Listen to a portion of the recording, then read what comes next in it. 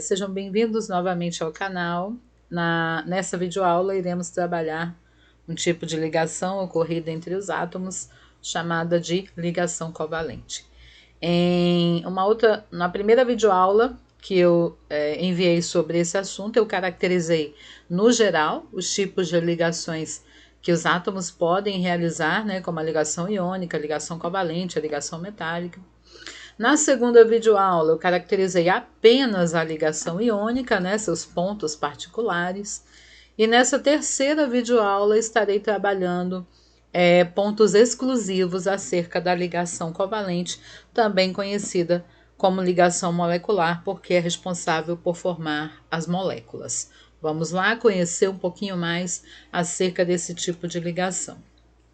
Bom, como nós vimos, né, desde a primeira aula, os átomos eles tendem a estabelecer ligações entre si de acordo com a regra do octeto, ou seja, com o objetivo de adquirir 8 elétrons na camada de valência, na última camada, e assim ter uma estabilidade parecida com a de um gás nobre.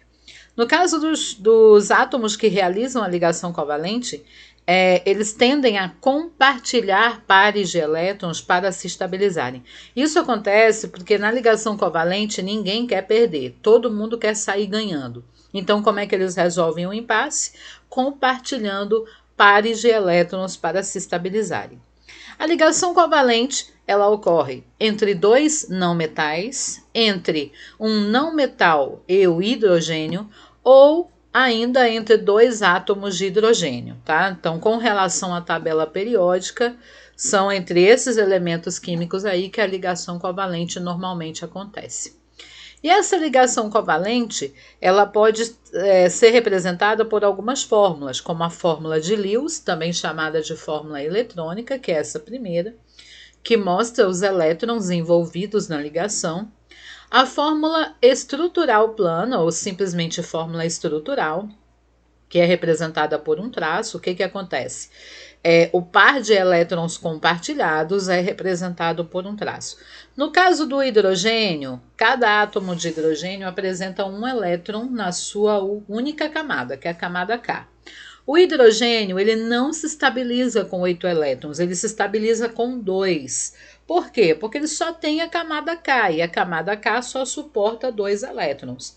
Mesmo assim, ele sai ganhando, ele sai estabilizado. Por quê?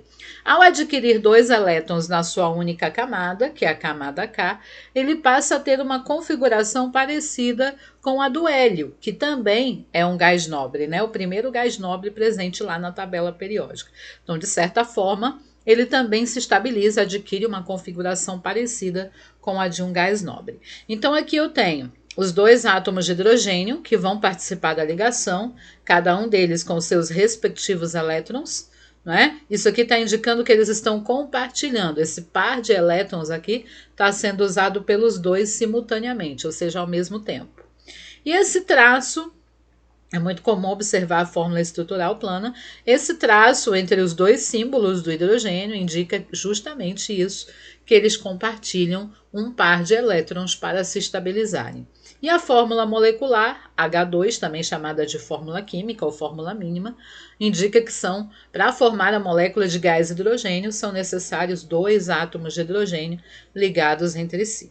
Outro exemplo que eu coloquei aqui é o do gás cloro, não é isso? Com a fórmula de Lewis, representando aqui o par de elétrons que eles compartilham. Eu coloquei para cada cloro o número de elétrons que ele tem em sua camada de valência, que é 7. Então, o cloro ele precisa ganhar um elétron para se estabilizar. Como os dois precisam ganhar um elétron, eles resolvem o problema compartilhando esse par aqui, ó. A partir do momento que eles compartilham esse par de elétrons, ambos os elementos adquirem 8 elétrons na camada de valência. Vamos conferir? 2, 4, 6, 8, a mesma coisa aqui, ó. 2, 4, 6, 8. Novamente lembrando, esse par de elétrons é compartilhado por eles simultaneamente, ao mesmo tempo.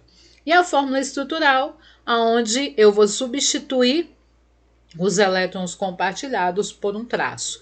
Lembrando que cada traço representa aí o compartilhamento de um par de elétrons, ok? Novamente, a fórmula estrutural, que é muito representativa no caso da ligação covalente, cada traço representa um par de elétrons compartilhados. Eu trouxe aqui dois exemplos. O exemplo da molécula de gás metano, CH4, né? E do gás carbônico, CO2. No caso do CH4, a fórmula estrutural consiste no átomo de carbono aqui no centro e ligado a ele 4 átomos de hidrogênio.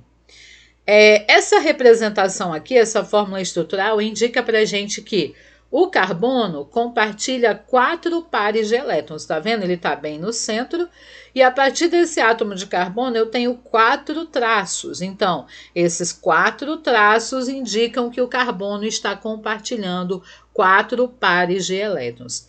E cada hidrogênio está justamente na ponta de um desses traços, né? Ligado a um desses traços.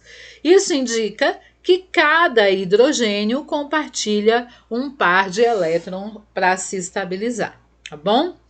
Observemos a fórmula estrutural do gás carbônico, ou dióxido de carbono, como também é chamado, que é eliminado no ambiente através da respiração dos seres vivos. Eu tenho aqui, ó, carbono novamente no centro, 2 traços ligando a um átomo de oxigênio e mais 2 traços ligando a um outro átomo de oxigênio. Novamente, são 4 traços que partem do carbono, então já ficou claro e evidente que o carbono, numa ligação covalente, ele sempre vai ter que compartilhar 4 pares de elétrons. Isso acontece porque na sua camada de valência, ele tem justamente 4 elétrons. Então, para adquirir 8, ele precisa ganhar mais 4. Justamente como na ligação covalente há compartilhamento de pares de elétrons, então para adquirir 8 elétrons na camada de valência, ele precisa compartilhar 4 pares de elétrons. Já o oxigênio, ele tem 6 elétrons na camada de valência. Então, para se estabilizar, o oxigênio precisa de mais 2 elétrons. Então, obviamente, cada átomo de oxigênio vai precisar, numa ligação covalente, compartilhar 2 pares de elétrons. Então, através dessa fórmula estrutural do gás carbônico, eu vou concluir novamente que o carbono compartilha 4 pares de elétrons, enquanto cada átomo de oxigênio compartilha 2 pares de elétrons para se estabilizar. Esse tipo de ligação aqui é chamada de ligação dupla. O compartilhamento simultâneo aqui numa mesma região de 2 pares de elétrons, tá? E aqui a ligação simples, apenas um par de elétrons compartilhados. E para encerrar esse assunto acerca das substâncias covalentes e iônicas, não é? Ou substâncias moleculares e eletrovalentes, como também a gente pode caracterizar. Eu trouxe aqui essas 2 tabelinhas, né? Para a gente ver as diferenças entre as substâncias moleculares e as substâncias iônicas. As substâncias moleculares, elas podem ser sólidas, líquidas ou gasosas nas condições ambientes. Os compostos iônicos geralmente são sólidos cristalinos nas condições ambientes, ou seja, formam estruturas geometricamente definidas, chamadas de cristais, tá bom? Então, geralmente, os compostos iônicos ou as substâncias iônicas são sólidos cristalinos. Os compostos moleculares apresentam baixos pontos de fusão e ebulição, em comparação com os iônicos, né, que apresentam altos pontos de fusão e ebulição. Geralmente, os compostos moleculares são maus condutores de eletricidade. Alguns podem conduzir quando em meio aquoso, ou seja, o sólido dissolvido em meio aquoso, em algumas condições, eles podem atuar aí como condutores de eletricidade. Os compostos iônicos, por serem dotados de cargas elétricas positiva e negativa, né, porque para a formação dessas substâncias a gente viu que há perda e ganho de elétrons, né? Então se formam íons como cátions e ânions. Consequentemente, eles são bons condutores de eletricidade quando no estado líquido, não é isso? Fundidos, ou quando dissolvidos em água, uma vez que são sólidos cristalinos, quando eles têm a oportunidade de estarem dissolvidos em água, eles também apresentam a capacidade aí de conduzir eletricidade. A maioria dos compostos moleculares são solúveis em solventes orgânicos, como álcool, a gasolina, e com relação aos compostos iônicos, a maioria deles são solúveis em água. Tá bom, gente? Então, nessa videoaula, nós encerramos o assunto referente às ligações químicas estabelecidas entre os elementos químicos, né, fazendo a comparação aí entre as propriedades dos compostos moleculares e dos compostos iônicos. E eu espero que você tenha gostado, que você tenha aprendido um pouco mais. Se acaso realmente gostou, dê o seu like, tá? Faça comentários, compartilhe o nosso vídeo e participe sempre do nosso canal. Até a próxima!